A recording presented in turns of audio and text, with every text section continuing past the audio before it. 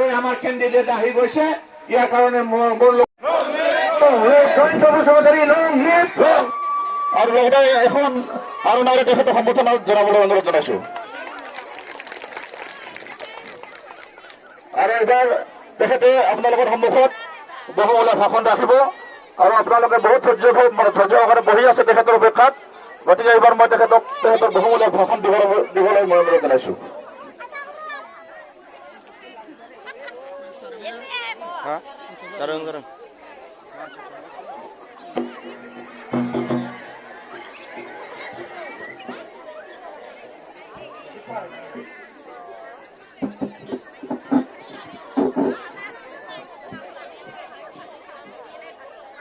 নমস্কাৰ খুলুমবাই। আজি নিৰ্বাচনী প্ৰচাৰ সভাৰ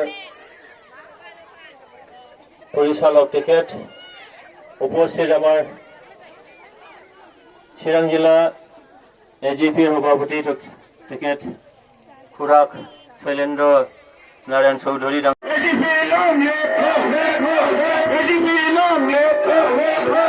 BJP